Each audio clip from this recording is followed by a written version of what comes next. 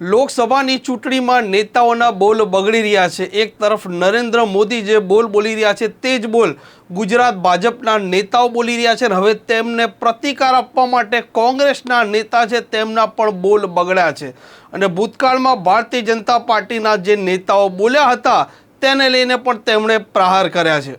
વૈષ્ણવજન તો તેને કહીએ જે પીડ પરાઈ જાનાને રે।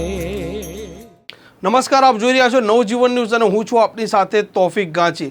દેશમાં લોકસભાની ચૂંટણીના 2 ચરણ પૂરા થઈ ચૂક્યા છે।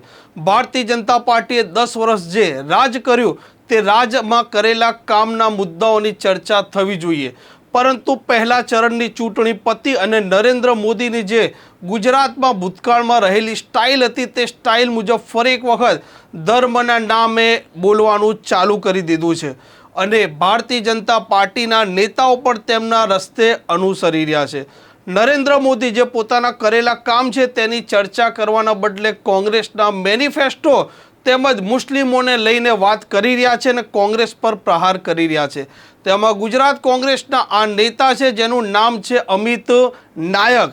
આ અમિત નાયકે પણ ભારતીય જનતા પાર્ટીને તેની ભાષામાં જ જવાબ આપવાનું મુનાસિબ માન્યું છે।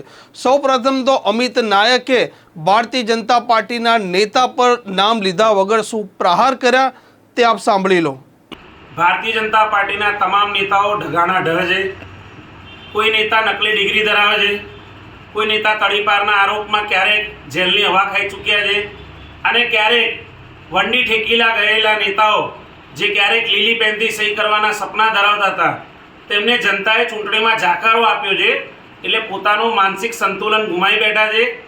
પોતે ઇલેક્ટ્રો બોન્ડના નામે ભેગી કરેલી જે બેનામી સંપત્તિ છે અને જે ભ્રષ્ટાચારના પૈસા છે, ક્યાંક ઇન્ડિયા ગઠબંધનની કોંગ્રેસ સરકાર આવ્યા પછી પોતાને જેલમાં ના જવું પડે અને ઇલેક્ટ્રો બોન્ડના નામે જે બેનામી સંપત્તિ ભેગી કરી છે એ ક્યાંક છતી ના થઈ જાય એટલે દેશની જનતાને ભારતીય જનતા પાર્ટીના નેતાઓ ગુમરાહ કરી રહ્યા છે। જેને કોંગ્રેસનો મેનિફેસ્ટો નથી વાંચતા આવડતો એવા ભારતીય જનતા પાર્ટીના નેતાઓ ઢગાના ઢ છે।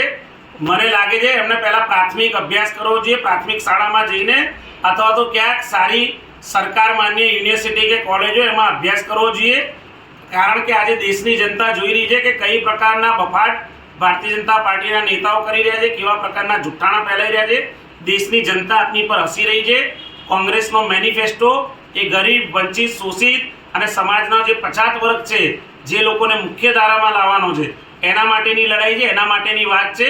માટે દેશની જનતાને ગુમરાહ કરવાનું બંધ કરો, જુઠ્ઠાણા ફેલાવાનું બંધ કરો અને ખરેખર ફરીથી અભ્યાસ કરી લેશો તો નાના બાપના નહીં થઈ જાય એવી મારી વિનંતી છે। નમસ્કાર। આમ હવે ચૂંટણીમાં જનતાના મુદ્દા ભૂલાઈ રહ્યા છે અને નેતાઓ છે તે આરોપ પ્રત્યારોપના દોર તરફ વળી ચૂક્યા છે। લોકશાહીમાં ચર્ચા તંદુરસ્ત થવી જોઈએ અને માન મર્યાદા જળવાવી જોઈએ, પરંતુ અત્યારના સમયમાં જે રાજનીતિ ચાલી રહી છે તેના કોઈ માપદંડ નથી અને નીચેની પાયરી સુધી આ નેતાઓ પહોંચી ચૂક્યા છે અને આરોપ પ્રત્યારોપ જે લગાવી રહ્યા છે તેને લઈને પણ લોકો દંગ રહી ચૂક્યા છે। હાલ તો આ લોકસભાની ચૂંટણીમાં વિકાસનો મુદ્દો ભૂલાઈ રહ્યો છે અને બંને પક્ષના નેતાઓ આરોપ પ્રત્યારોપ કરી રહ્યા છે અને એકબીજાના વિરોધમાં વિવાદિત નિવેદનો પણ આપી ચૂક્યા છે। જોઈએ હજી આ લોકસભાની ચૂંટણીમાં દેશના નાગરિકોને હજી શું શું સાંભળવાનું અને જોવાનું રહે છે। આ પ્રકારના સમાચાર જો આપને પસંદ આવતા હોય તો નવજીવન ન્યૂઝની આ ચેનલને સબસ્ક્રાઇબ કરવાનું ભૂલતા નહીં। નમસ્કાર। વૈષ્ણવજન તો તેને કહીએ જે પીડ પરા